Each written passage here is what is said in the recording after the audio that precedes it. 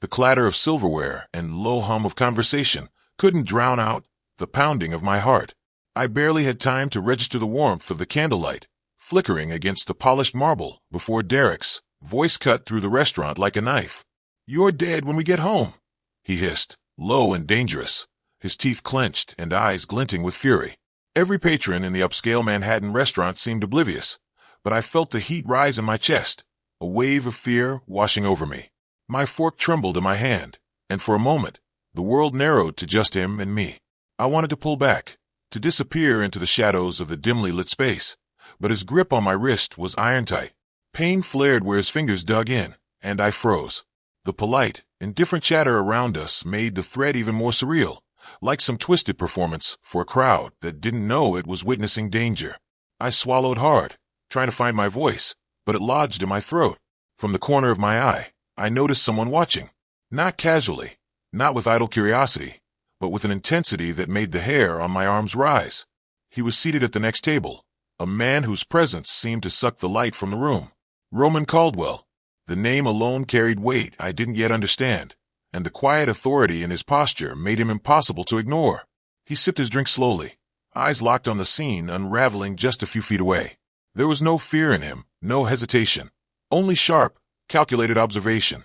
Derek's lips curled into a smirk that didn't reach his eyes, and he leaned closer, his hot breath brushing my cheek. "You think you can sneak around behind me? Talking to him? Don't forget who's in charge." I forced myself not to flinch, not to give him the satisfaction. My mind raced, trying to remember every self-defense move I had ever seen in movies, every advice I'd been given by friends who claimed to know about controlling men.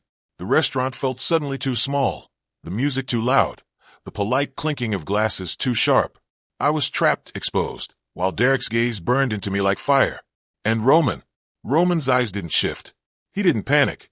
He simply watched, a silent predator assessing the chaos. I tried to pull my wrist free, just enough to whisper, "Derek, please." My voice was barely audible, but it carried a trembling weight that even he couldn't ignore. His grip tightened. "Don't think begging will save you." A waiter appeared beside us, holding a tray, his expression polite but uncertain. Derek's head snapped toward him, and for just a heartbeat, I thought it might be my chance to slip away. But Derek's focus returned to me in a flash, his anger simmering. "Sit down, Emery. Right now." I sat, my hands clenched in my lap, trying to steady my breathing. But my eyes kept drifting to Roman, to the way he hadn't moved, hadn't spoken. Something in his calm presence made me feel slightly less alone, slightly less doomed. And yet, the fear crawling along my spine refused to be silenced. Derek leaned back in his chair, smirking as if he had already won some private battle. But I caught the flash of awareness in Roman's eyes, a warning, a challenge, a promise that he was noticing every cruel detail. My chest tightened, and I realized I had no idea who Roman Caldwell really was, or why he seemed to care. But I knew this. If Derek's hands didn't let go soon, nothing else would matter. And then, just as I thought I might find a moment to breathe, Derek's grip shifted painfully, his thumb pressing into the inside of my wrist, and I gasped. My eyes met Roman's again, and for the first time, I felt a flicker of hope, or maybe a spark of reckoning, before the scene erupted into chaos. I froze, unable to move, as Derek's glare bore into me, and the world outside my fear blurred into shadows. Roman's gaze lingered, unreadable but intense, as if he knew everything about what had just been said, and what was coming next. It was hard to believe, sitting at my tiny apartment kitchen table in Queens, that just a few hours ago my life had teetered on the edge of disaster. The sunlight filtered through the half-closed blinds, painting stripes across the worn oak floor. My coffee sat steaming in front of me, untouched, while I stared at the little sketches scattered across the counter. Plans for my next interior design project, the one I hoped would finally earn me a promotion at Lumen Interiors. Life, on the surface, looked ordinary. My mornings were predictable. Wake up, pour coffee, check emails, and head to the office, where I spent hours obsessing over color palettes, layouts, and textures.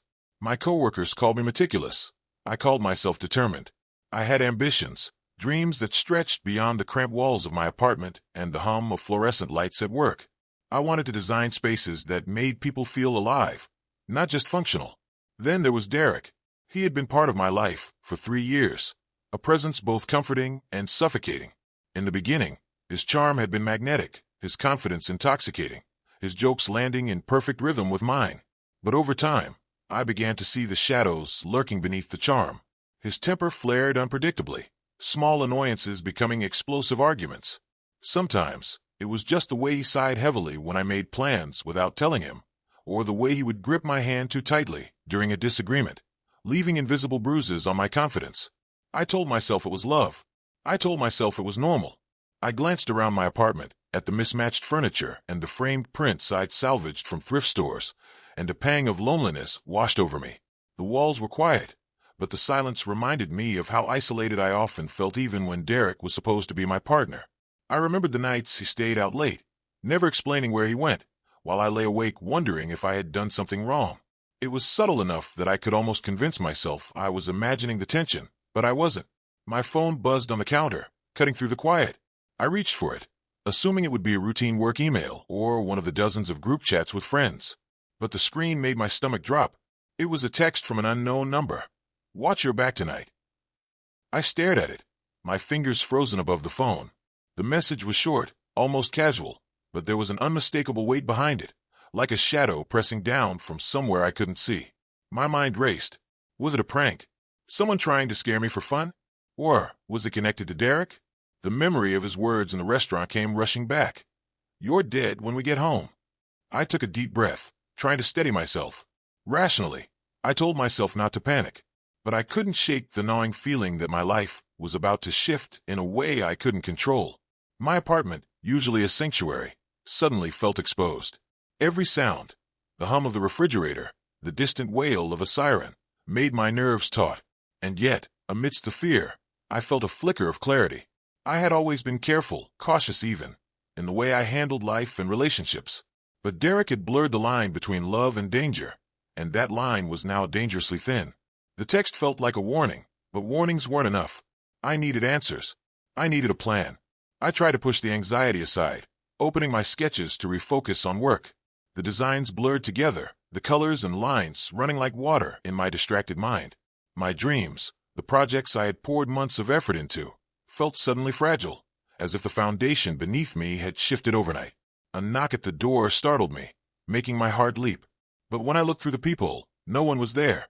Just the empty hallway, quiet except for the echo of my own breathing. I backed away, my hands trembling. And that's when it hit me. The warning wasn't a joke.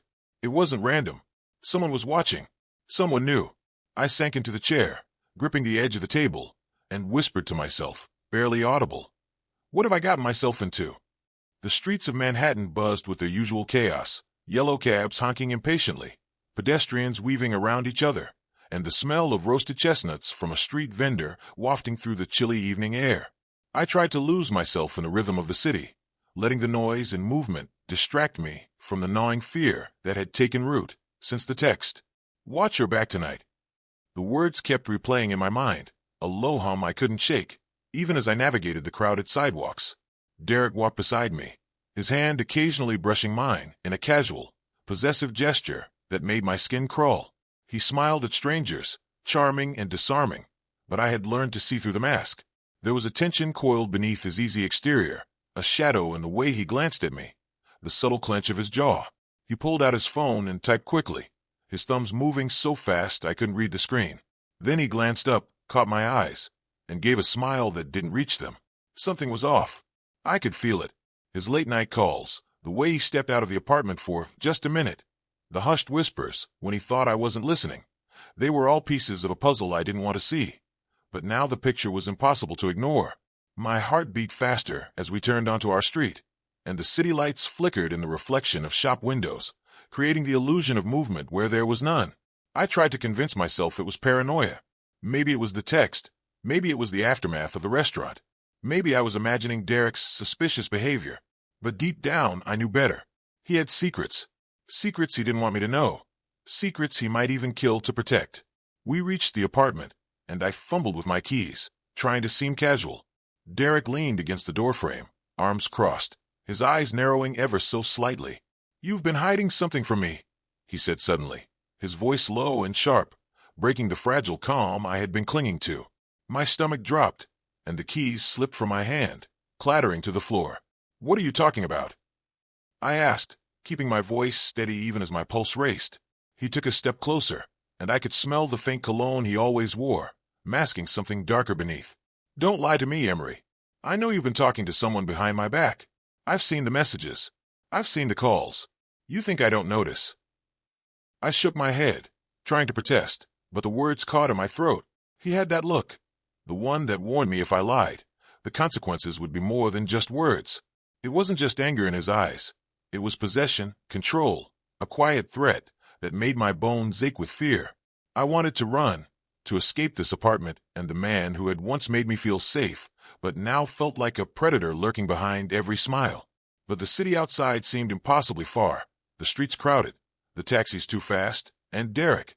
Derek was already between me and freedom, a living barrier I couldn't push past.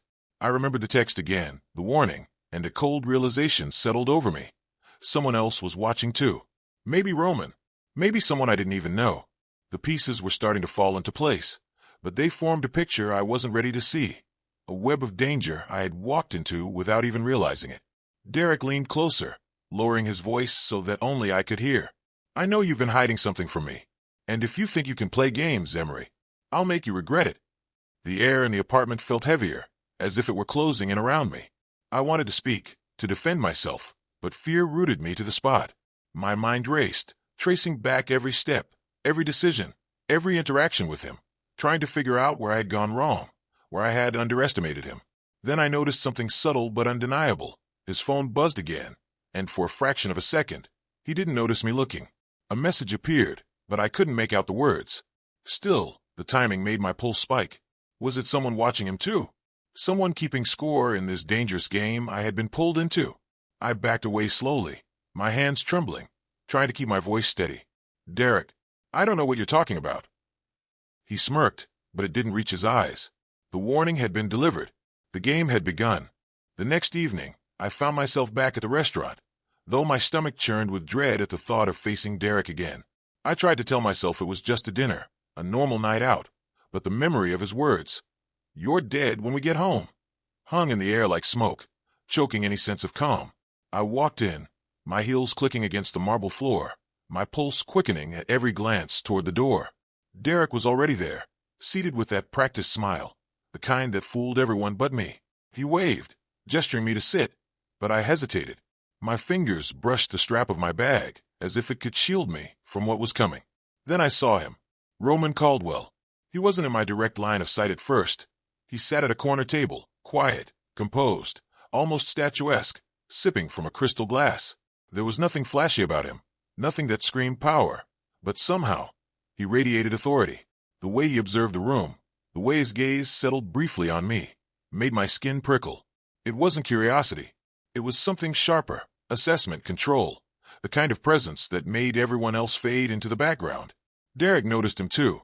I could see the flicker of irritation cross his face when our eyes met for the briefest moment. But Roman didn't move. He simply continued to watch, and in that moment, I felt seen. Not in the casual way people glance at strangers, but in a way that made the edges of my fear soften, just slightly. We sat, and the tension between Derek and me thickened the air. He talked in clipped sentences, ordering the most expensive dishes, commenting on the surroundings as if to mark territory. I tried to focus on my menu, pretending not to notice Roman's gaze, following every subtle move I made.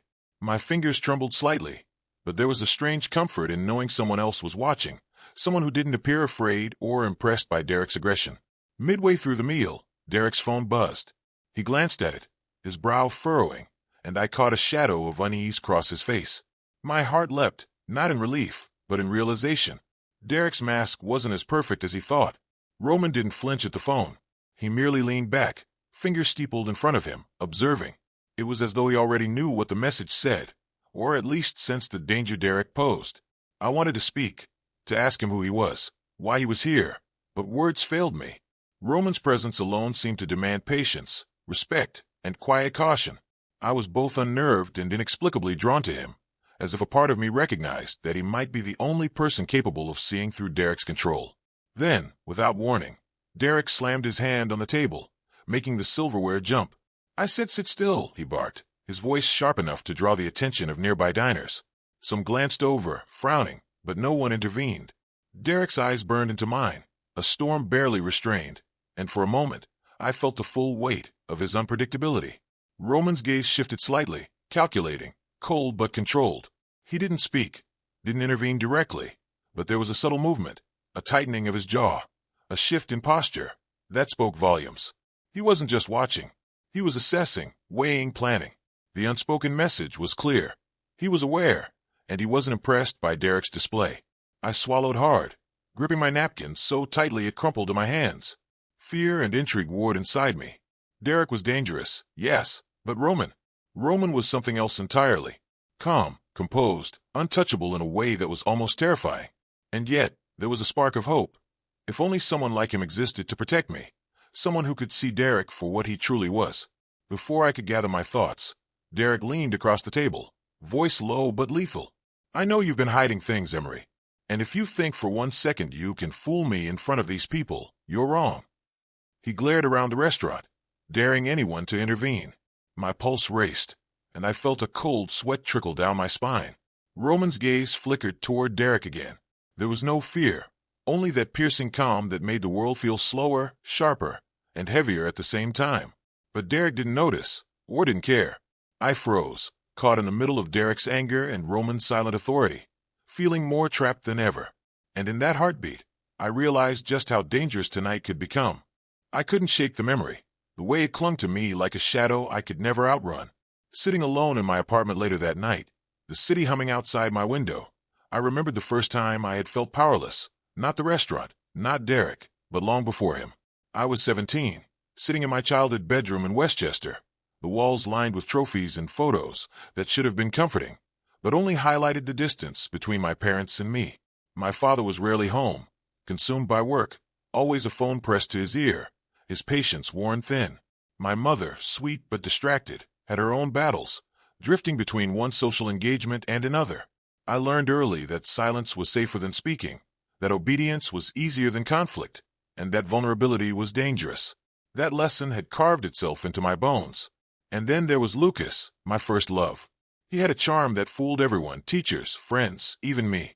But behind the smiles and late-night calls was a man who thrived on control.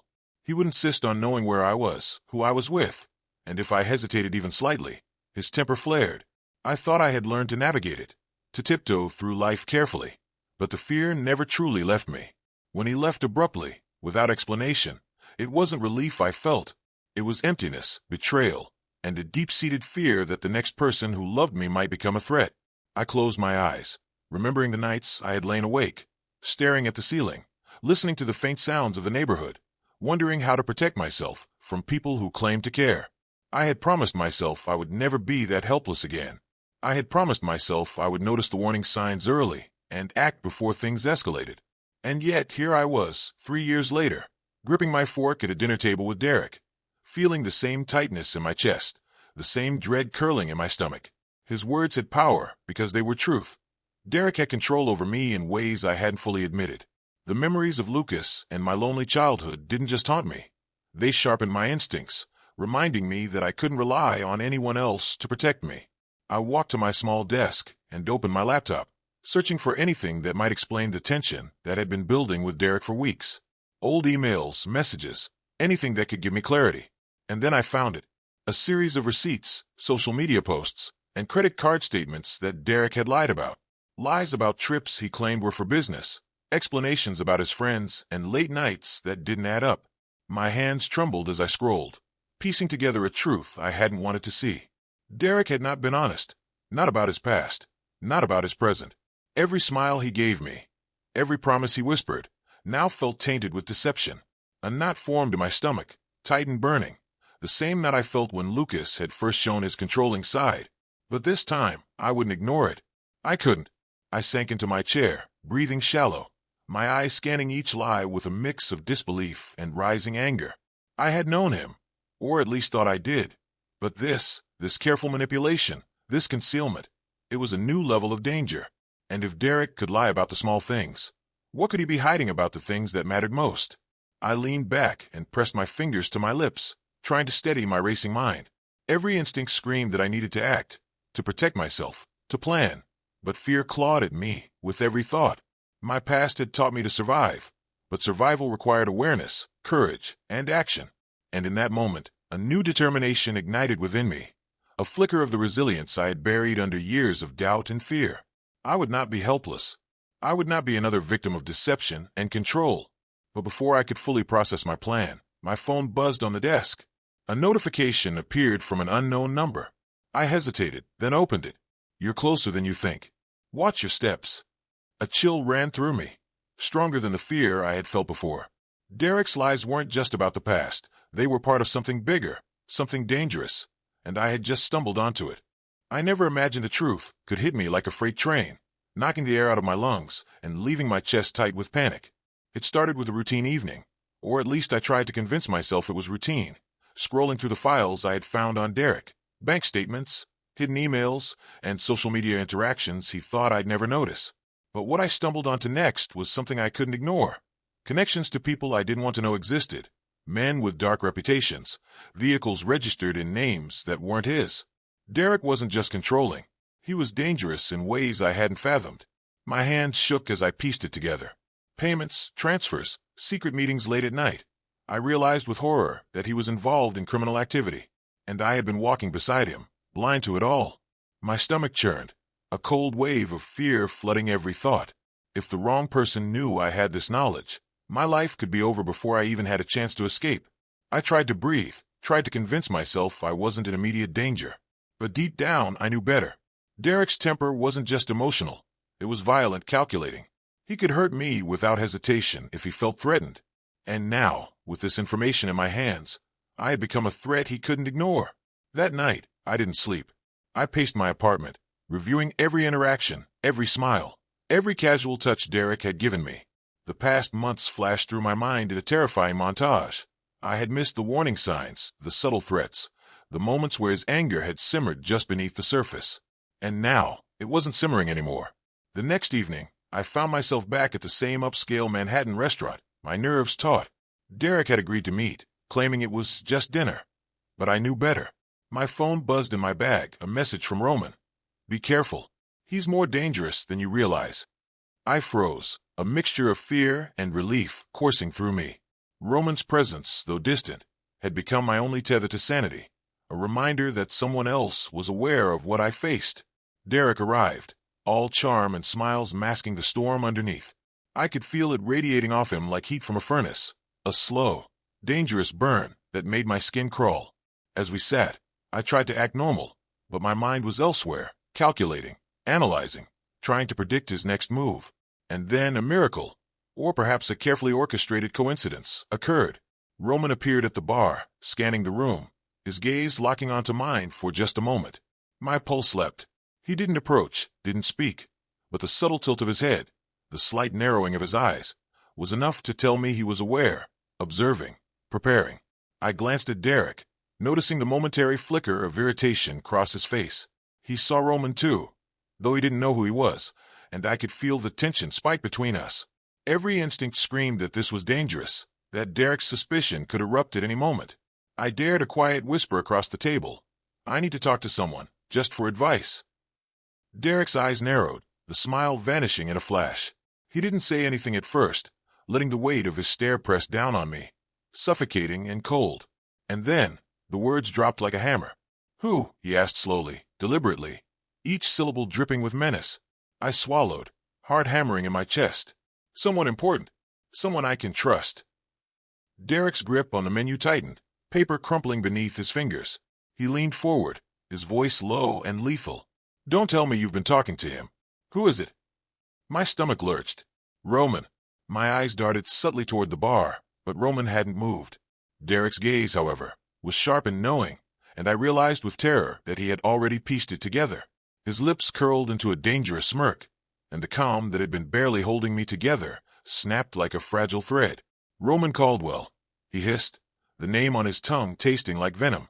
"You've been hiding things from me. I will not forget this." The restaurant felt impossibly small. Patrons continued their conversations, oblivious to the tension radiating from our table, but I could feel it like a physical pressure, suffocating and sharp. Derek's aggression had escalated beyond anything I had anticipated, and for the first time, I understood that my life was no longer just complicated. It was in real danger. I wanted to run, to disappear, but my legs refused to obey. My eyes flicked to Roman again, hoping for some unspoken signal, some reassurance. But he remained distant, calm, and untouchable. The knowledge that he was aware, even quietly observing, was comforting, yet terrifying. It meant Derek's threat wasn't private anymore. And as Derek leaned closer, voice barely above a whisper but filled with deadly intent, I realized there was no escaping the storm I had stepped into. I spent the next day in a haze, every nerve on edge, replaying the events with Derek over and over. His knowledge of Roman, the cryptic warnings, the lies I had uncovered, it all screamed danger. I knew I had to act. I couldn't stay. Not one more moment under the weight of his control. But leaving was more complicated than just walking out the door. Derek had ways of tracking me, of finding out where I went before I even thought about leaving. I packed a small bag, essentials only, every movement deliberate and quiet. My apartment, normally a sanctuary, now felt like a cage. I checked the locks on the doors, peered out through the blinds, scanning the streets for anyone who might be watching. My hand shook, adrenaline sharp in my veins.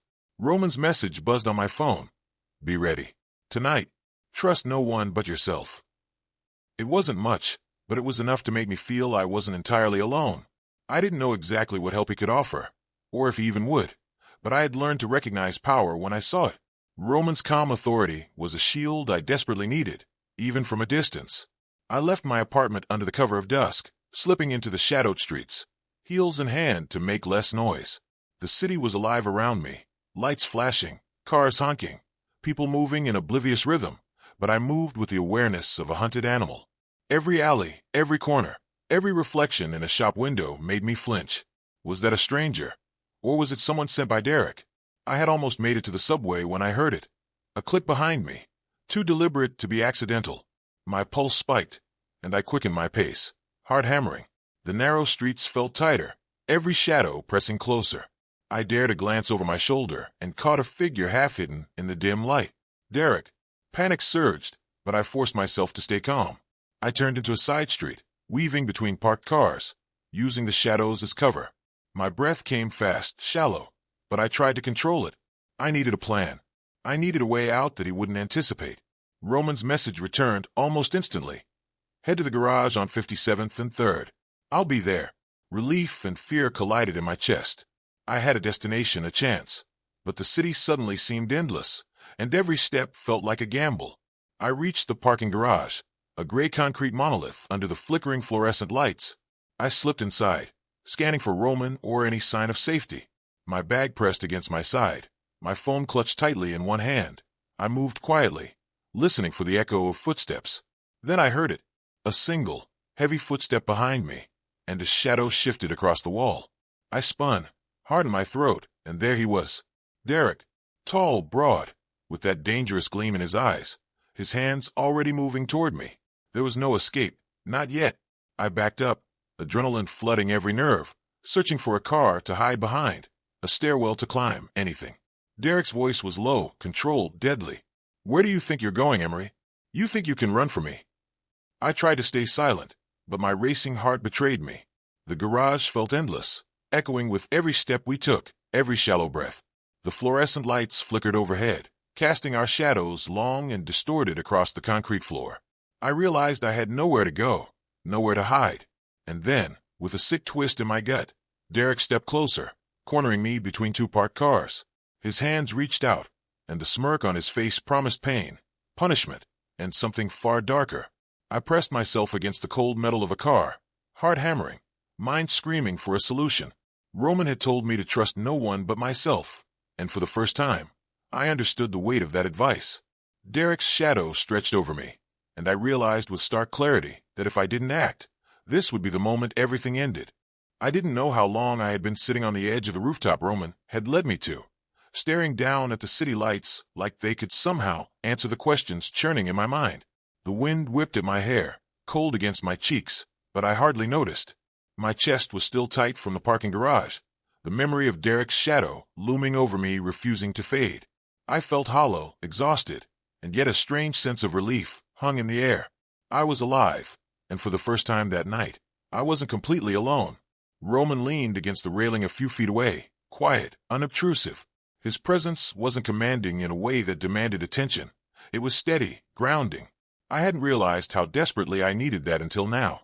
His eyes, calm and sharp, didn't push or judge. They simply observed, letting me find the words when I was ready. I exhaled slowly, shivering. I don't even know where to start, I admitted, my voice barely above a whisper. The confession felt dangerous, like admitting fear could somehow make it real. But Roman didn't flinch. He didn't probe. He just waited. I'm scared, I confessed, finally allowing the fear to spill into words. Scared of him. Scared of everything I thought I knew. I've been controlled before, but this is different. He's different, and I don't know how to protect myself. Roman's gaze softened, just slightly, though his intensity never wavered. You're stronger than you think, Emery, he said, calm, measured, but with an undercurrent of something that made my chest tighten in a new way. You've survived before, haven't you? I swallowed hard. Memories of my childhood, of Lucas, of every betrayal and neglect, surfaced like ghosts in the wind. I survived, I admitted, my voice breaking slightly. But I was always alone. I learned to survive by hiding, by not trusting anyone. I never thought, someone like you, someone who actually sees what's happening, could exist. He didn't move closer, but the energy between us shifted. It was subtle, almost imperceptible, but the weight of understanding passed silently from him to me. He wasn't just a protector. He was someone who had recognized the danger I was in and cared enough to intervene, even from a distance. My heart, exhausted and wary, felt the faintest flicker of hope. I don't even know why you're helping me, I whispered, almost ashamed to admit how much I needed it. I don't even know you. Roman's lips pressed into a thin line. Because some people can't ignore injustice. Because some people can't stand by when someone is being threatened. And because I know what it feels like to watch someone suffer and do nothing. His voice was steady, a rare mix of authority and empathy that made the tightness in my chest loosen just a fraction. I wanted to believe him. I wanted to trust him. To allow myself even the tiniest sliver of hope that maybe I didn't have to face Derek alone. But fear didn't leave me so easily. Every glance, every shadow, every noise could still be Derek waiting, ready to strike. Just as I took a shaky breath, my phone buzzed violently in my bag. I froze, heart leaping. The screen lit up with Derek's name. A cold wave of dread swept over me. My fingers trembled as I answered, unable to ignore it. Emery. His voice hissed through the speaker, low and menacing. I know where you are. You can't hide. Not from me. My blood ran cold. I stammered, trying to think of a lie, some way to buy time, but his tone carried the unmistakable weight of threat. Every instinct screamed danger. Roman, who had been quietly observing, stiffened. His eyes narrowed as he reached subtly for his phone, already calculating, already anticipating the next move. His jaw tightened just enough that I knew he had heard every word. And in that moment, I realized something crucial. I wasn't just running from Derek.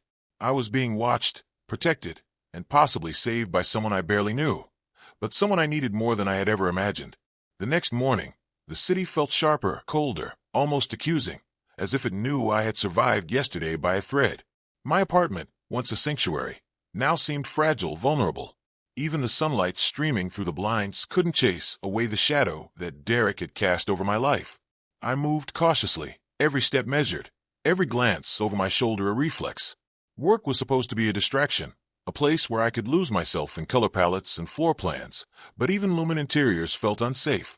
I caught myself glancing at my phone every few minutes, imagining Derek's name flashing across the screen, imagining his presence lurking behind every familiar face. My coworkers chatted about deadlines and client requests, but I could barely focus. I felt like a target, a puppet whose strings had been grabbed by someone I feared. Messages from Derek had become relentless overnight. Veiled threats, innuendos, references to things only I would understand. I know who you talk to. Don't think you can escape me. People around you are watching too. The last one made my blood run cold. My friends, my family, my colleagues. Could they truly be in danger because of me? I tried to brush it off, to convince myself Derek's threats were just words. But a creeping paranoia took root. I didn't want to alarm anyone, didn't want to put anyone in harm's way. Every time my phone vibrated, I jumped. Every stranger on the subway, every driver in the streets, seemed a potential spy. I realized, with growing horror, that Derek's influence could extend beyond me. He didn't just control me. He controlled perception, fear, and now, maybe, the lives of everyone I cared about. Roman's name kept flickering in my mind like a lifeline. His calm, measured authority. His presence, even in whispers and messages, was the only thing preventing panic from consuming me. But even his guidance couldn't erase the dread. I was trapped, and the walls were closing in. After work, I stopped at a coffee shop to collect my thoughts. My laptop rested open on the table. The blueprints and sketches, a poor substitute for strategy. I tried to focus on the work, but my mind kept spiraling back to Derek, to Roman, to the creeping sense of danger I could neither see nor fully predict. I imagined him tracing my steps, waiting outside my apartment, knowing everything. By the time I returned home, exhaustion had settled into my bones. My apartment building was quiet, the familiar hum of the hallway a small comfort. But as I inserted my key into the lock, my chest seized. Something was off. The door didn't resist. It opened too easily. I stepped inside and froze. The room was different. A faint shift in the air, a misplaced vase. A chair slightly moved, drawers left open. Panic surged in my chest. I barely registered the sound of my own footsteps as I moved through the apartment, checking every corner. My heart raced, pulse hammering in my ears. Someone had been here. Derek, of course. How had I underestimated him? How could he have found a way inside without leaving a trace I could detect earlier? My mind reeled, imagining every possible angle, every vulnerability I had overlooked. Every precaution, locks, alarms, even my escape plans, felt insufficient now. I sank into my couch, wrapping my arms around myself as fear gnawed at my stomach. I could almost see him there, lurking in the shadows, enjoying this, watching me scramble in panic, realizing the fragile hold I had on my own life. And yet, amidst the terror, I felt a spark of defiance. I had survived this far. I had discovered his lies, navigated his threats, leaned on Roman's guidance. I wouldn't let this break me, not completely. My phone buzzed again, and I almost didn't look, too scared to know what new horror awaited. But I did. And when I did, I realized the danger wasn't over, it was escalating. The city at night had a way of hiding secrets, of cloaking danger in shadows and neon lights. But I couldn't hide anymore, not from Derek, and not from the truth. I had barely caught my breath after discovering my apartment had been broken into when Roman arrived, calm and precise as always, moving through the chaos with an authority that seemed to bend reality around him. We met in a dimly lit alley near my apartment, the faint hum of traffic in the distance, the streetlights flickering like warning signals. I hadn't expected him to speak at first, but when he did, his voice carried a weight I hadn't noticed before. "Emery," he said quietly, but his tone held gravity. "You need to know the truth. Derek isn't just dangerous because of what he's done to you. He's dangerous because of who he is, and what he's been planning for a long time." My stomach tightened. I thought I had known Derek, thought I had understood the scope of his lies and threats, but Roman's words made it clear I had barely scratched the surface. "What do you mean?" I asked, voice trembling, though I tried to steady it. Roman's eyes didn't leave mine. "Derek has a history, connections, vendettas, people he's hurt before, deals he's made in the shadows, and he has been connected to me before in ways you wouldn't understand yet." I felt my throat dry. The implication was terrifying. Derek's dangerous streak wasn't just personal. It was part of something much bigger, a web of power, betrayal, and dark intentions I had no hope of untangling. "You two know each other?" I whispered, disbelief and fear mixing in my chest. Roman didn't answer immediately.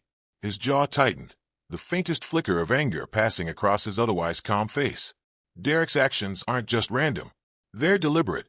He has a vendetta, and it involves people he thinks owe him something, people he thinks he can control. I've crossed paths with him before, and I know what he's capable of. That's why I'm here. My mind raced, connecting dots I hadn't known existed. Derek wasn't just possessive, controlling, or violent. He had a plan, history, a darkness that intersected with Roman in ways I couldn't yet fathom, and I had unknowingly placed myself right in the center of it. The sounds of the city seemed distant as I processed everything. Roman's calm authority had always been a source of comfort, but now I sensed something new, a tension, a subtle undercurrent that hinted at danger even for him. If Derek's vendetta touched Roman, then the stakes were higher than I could imagine. Suddenly, a familiar voice cut through the silence, cold and sharp. Well, look who's meddling where he shouldn't." Derek stepped out of the shadows, his presence immediate and oppressive. He moved with a predator's precision, eyes locking on Roman and then flicking toward me. The faint smirk on his lips carried a history I couldn't see, a knowledge of battles fought and grudges held. Roman's stance shifted subtly, a silent challenge that made my pulse spike. He didn't flinch, didn't speak, but the air between them charged with energy. Heavy, dangerous, like the calm before a storm. I realized in that moment that what I had feared for myself was only part of the danger. This confrontation was about something far bigger, something personal, something old. Derek's hand twitched slightly, as if ready to strike, and Roman's fingers brushed the edge of his coat. Not a weapon, but a subtle signal of preparedness. Their eyes locked, and the tension was palpable, almost unbearable. I stood frozen, heart hammering, feeling the weight of history and anger pressing down on us. I wanted to move, to intervene, to protect myself and perhaps Roman, but I was paralyzed. I could only watch as the two forces, the calm authority of Roman and the calculated menace of Derek, faced off. Every instinct in my body screamed that this confrontation would not end without consequences, and I realized that my life, already on the edge, was about to be drawn into the heart of a vendetta I didn't understand. The alley felt impossibly narrow as Derek and Roman faced each other, the tension so thick it seemed like it could choke me. One wrong move, one flicker of hesitation, and I knew the violence waiting in the air could ignite instantly. I tried to back away, but my heels scraped against the concrete, drawing attention I didn't want. Derek's eyes snapped toward me, sharp and predatory. "Stay where you are," he growled. His voice carried the kind of calm rage that made my blood run cold. I wanted to scream, to beg, but I forced my legs to remain rooted, aware that panic could be lethal. Roman stepped closer, hands loose at his sides, his posture perfect, every muscle coiled like a spring. "Let her go, Derek," he said, voice calm but filled with steel. "It doesn't have to end like this." Derek laughed, a low, cruel sound. "You think you can stop me? You think this is about her?" He gestured toward me with a subtle nod, but his eyes never left Roman. "It's never been about her. It's about settling debts, and some debts are overdue." Before I could react, Derek lunged. Roman moved with astonishing speed, sidestepping and catching Derek in a controlled grapple that sent him stumbling back. My heart raced as the two men exchanged blows, the fight precise and terrifying, like a deadly dance. Concrete scraped, metal clanged, and my instincts screamed to run, to escape. But I couldn't tear my eyes away. I backed into a side street, trying to put distance between myself and the chaos, only to find the city alive with oblivious pedestrians. The lights, the noise, the chaos of New York at night created a surreal, almost cinematic backdrop, but it did nothing to ease the terror gnawing at my chest. Roman's voice carried across the street. "Get inside. Now." I darted toward a nearby doorway, heart hammering, as Derek's glare swept over the area, scanning. He moved like a predator, calculating and deliberate, forcing Roman to momentarily disengage to track him. I barely reached the entrance when a shout behind me froze my blood. A figure, tall, familiar, was grabbed by Derek, pulled from the shadows with terrifying efficiency. My stomach lurched as I recognized the friend I had been meeting that evening, Kara. Derek's grip was tight around her arm, and her eyes widened in shock and fear. "No," I screamed, but my voice was drowned by the city noise. Derek's face twisted in a cruel smile as he dragged her toward a black SUV parked half a block away. Roman's eyes followed every movement, but he was momentarily blocked by the crowd. I ran, my legs moving on instinct, my heart in my throat. Roman intercepted me briefly, placing a hand on my shoulder. "Emery, stay calm. We'll get her back. But you need to trust me. No rash moves." I nodded, trembling, my mind racing. Derek had escalated, moving from threats to action, and I realized that nothing was safe anymore. Not me. Not my friends. Not anyone I cared about. Roman moved with precision, directing me through alleys and side streets, our path weaving through the urban maze of Manhattan. I kept my phone clutched, dialing authorities in a trembling, silent hope. But Derek's reach seemed almost omnipresent, a shadow that moved faster than logic could follow. We rounded a corner, and the SUV was gone. My chest tightened, panic and guilt clawing at me. Derek had chosen someone I loved to escalate the stakes, and the weight of helplessness threatened to break me. Roman's hand was firm on my arm, his eyes locked forward, unwavering. "We don't have much time," he said, voice low but urgent. "He's taken her somewhere isolated. We need to move fast before he disappears again." I swallowed hard, nodding, fear and determination coiling in equal measure. I would not let Derek get away with this. I would not let him hurt anyone else. The city lights blurred as we left the chaos behind, but my mind refused to settle. Even the safety of Roman's car couldn't silence the storm raging in my chest. Kara, my friend, my anchor in this dizzying nightmare, was out there somewhere in Derek's hands, and I felt every pang of helplessness as though it were a physical blow. Roman drove in near silence, his focus sharp, but he didn't push me to speak. I was grateful, yet my thoughts churned relentlessly. I kept replaying every decision, every moment that had led me here. Could I have left sooner? Could I have seen the signs earlier? Every choice now felt like a double-edged sword, each one a thread in a web I hadn't anticipated. I rested my head against the window, staring at the lights of Manhattan flickering past, and let the tears come, unashamed. They were for fear, for anger, for frustration, and for the crushing weight of responsibility I carried. For the first time in days, I admitted the truth to myself. I couldn't do this alone. Roman glanced at me briefly, his eyes softened, and I knew he understood without a word spoken. "Emery," he said quietly, voice steady, "strength isn't about never feeling afraid. It's about acknowledging it and choosing to act anyway."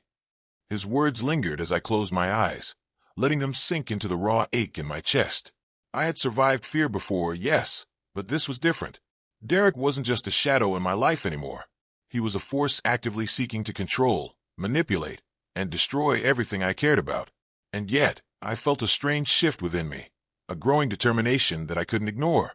I thought about my past, about the times I had been powerless, about the nights I had cried alone in my childhood bedroom, and realized something essential. I had always survived, not because the world was kind, but because I refused to let fear define me. That resilience, buried under years of doubt and trauma, was alive again, rising, shaping my choices. Roman's calm presence reminded me that I wasn't entirely alone. He had stepped into my chaos, not just as a protector, but as a partner in action. I let myself draw courage from that, letting the fear temper, but not dominate me. The weight of it was still there, yes, but it had transformed into something sharper, something I could wield instead of being crushed by. When we finally stopped at a quiet, nondescript street, Roman handed me a small envelope. I hesitated, glancing at him, sensing the importance without words. Inside were images, snapshots of Derek's recent movements, locations he had visited, patterns I hadn't noticed. And there, on the last page, a detail stood out. A symbol, etched on a gate in one of the photos. My heart leapt. I recognized it. It had been in a flyer I had almost discarded weeks ago. A piece of art from a warehouse district. "This could be it," I whispered, voice tight with urgency. "This could be where he's keeping her." Roman didn't answer, just nodded, his eyes scanning the street, alert. But I didn't need confirmation. The clue was tangible, solid, and actionable. For the first time in what felt like days, I felt direction, a thread of hope I could grasp. I stared at the envelope in my hands, realizing that the fight wasn't over, not by a long shot, but now, at least, we had a chance. A chance to take back control, to confront Derek on our terms, to rescue Kara, and perhaps finally end the nightmare he had unleashed. And yet, even as hope stirred, I couldn't ignore the weight of what was to come. Derek was cunning, dangerous, and unpredictable. Every step toward him would be a gamble, a test of courage I wasn't entirely sure I could pass. But I had no choice. I couldn't let fear paralyze me. I folded the envelope carefully, gripping it tightly. The city hummed outside, oblivious to our plan. But inside me, a fire had been lit. This was the turning point, the moment where fear would either define me, or I would define how I faced it. The warehouse district smelled of damp concrete and rust, the shadows stretching long across abandoned buildings as Roman and I crouched behind a low brick wall.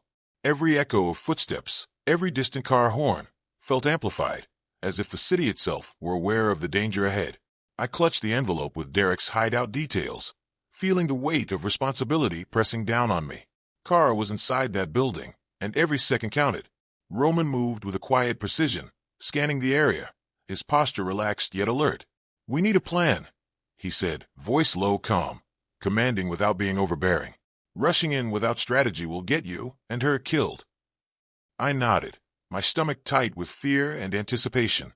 "I don't even know where to start," I admitted, voice trembling despite my attempt to steady it.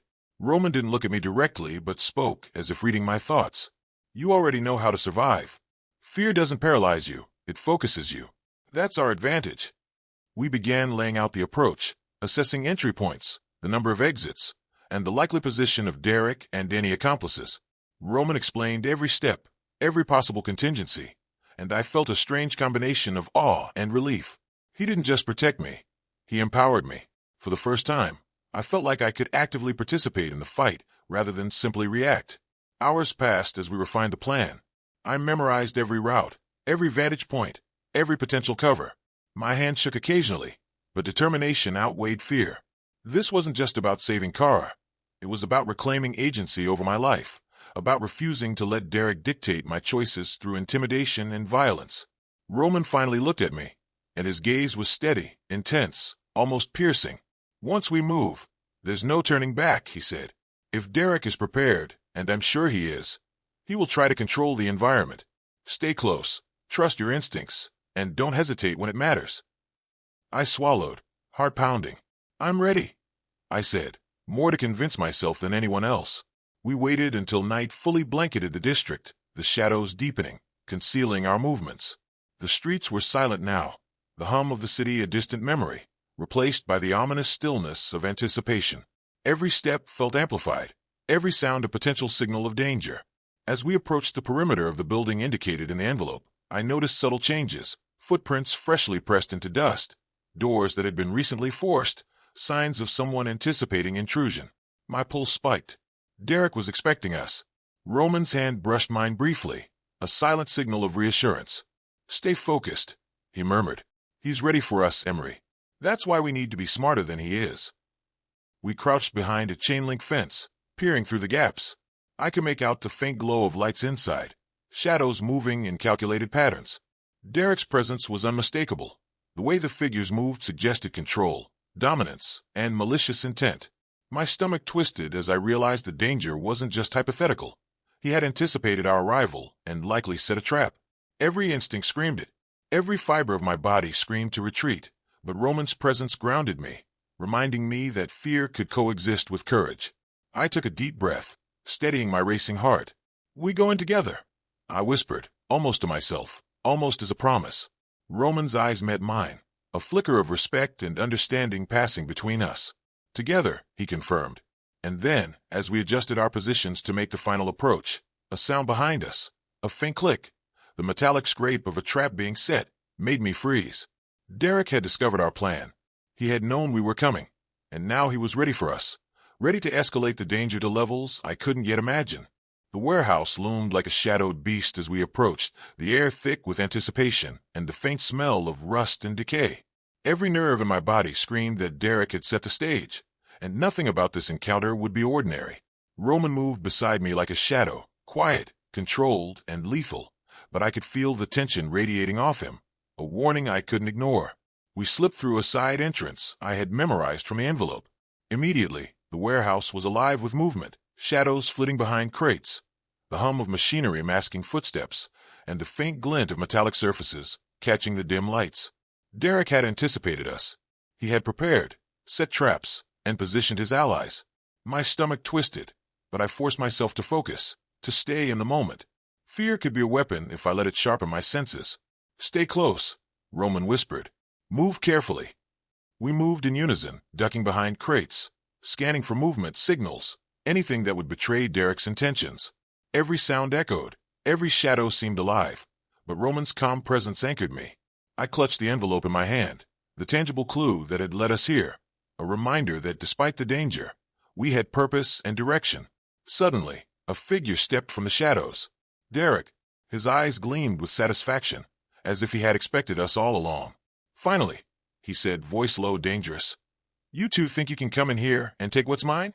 Roman shifted slightly, a warning stance, and I felt my heart hammer. The air thickened, electric with threat. Then Derek moved, fast, violent, and deliberate. He lunged at Roman with the kind of force that had made me fear him for months, but Roman's reflexes were faster. The two collided in a controlled chaos, a blur of motion, and I had to bite my lip to keep from screaming. I turned toward the back of the warehouse, scanning desperately for Kara. She was tied to a chair, her eyes wide but resilient. Relief surged, tempered immediately by the awareness that Derek was still a lethal force between us. I couldn't run to her yet, not until Roman had neutralized the immediate threat. Blows rang out, each one precise, each one deadly. Derek's anger was palpable, a mix of rage and fear I couldn't fully understand, and Roman matched it with calm, focused strength. I felt the tension reach a physical weight, like the air itself could crush me. Every movement mattered. Every breath mattered. Finally, Derek staggered back, thrown against a crate, his strength faltering. Roman's gaze never wavered. "It's over, Derek," he said, voice cold but steady. "It ends now." Derek's lips curled into a bitter, defeated smirk. "You think so?" he whispered, almost theatrically, before the sound of his labored breathing filled the space. I rushed forward and untied Kara, embracing her briefly, relief coursing through me like a tidal wave. She clutched my arms, her voice shaking as she whispered, "I thought I was done for." I felt tears prick my eyes, but forced myself to remain vigilant. Derek wasn't gone yet. Roman searched the warehouse methodically, ensuring there were no hidden threats. We moved toward the exit, my arm intertwined with Kara's, Roman ahead of us. The fight had been brutal but decisive. I allowed myself a brief sense of triumph, a taste of justice. We had clawed back together. And then, as we stepped into the cool night air, something caught my eye. A faint, almost imperceptible glint under a stack of crates near the corner, where Derek had been. A small metallic object, partially hidden, too deliberate to be coincidence. My heart skipped a beat. Roman noticed my hesitation and followed my gaze, his jaw tightening slightly. "We're not done," he said quietly, eyes narrowing. That single, subtle detail, a fragment, a clue, a hint, reminded me that Derek's defeat might be temporary, that the darkness we had just confronted could rise again. For the first time, I realized that survival wasn't about ending danger completely. It was about staying vigilant, staying ready, and refusing to let fear dominate us. The city felt different the morning after. The streets of Manhattan were alive, bustling, but there was a lightness in the air that hadn't been there for months. I walked through the familiar avenues, the echoes of Derek's threats now a distant shadow in my mind. The nightmare that had consumed every waking thought was over, or at least, it seemed to be. Derek had been arrested, his network dismantled by authorities working in tandem with Roman's meticulous investigation. The man who had once controlled my life with fear, whose every move had dictated my choices, was gone from my world. The relief was intoxicating, but so was the awareness that the strength I had discovered within myself mattered more than any external victory. I met Roman in a quiet cafe overlooking the Hudson, the sun casting gold across the water. There was no grand gesture, no dramatic flourish, just the calm presence of someone who had been my anchor through every terrifying moment. I felt gratitude, respect, and something deeper that I had been too fearful to acknowledge in the chaos of survival: trust. "You okay?" Roman asked, voice gentle, but the steady confidence behind it reminded me of everything he had carried for me. I nodded, letting a small smile slip through, though the memories of the past weeks lingered like shadows on my skin. "I think I'm finally starting to be." The words felt powerful, like a declaration not just to him, but to myself. I had survived. I had fought. I had reclaimed my life. Kara sat across from me, still recovering, but alive, smiling with that resilience I had always admired.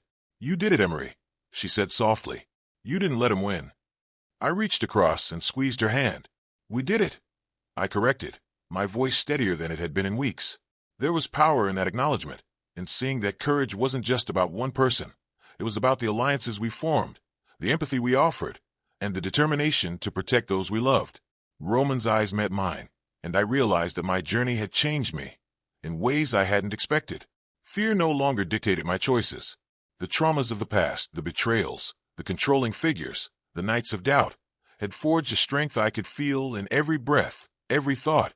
I wasn't just surviving anymore. I was thriving.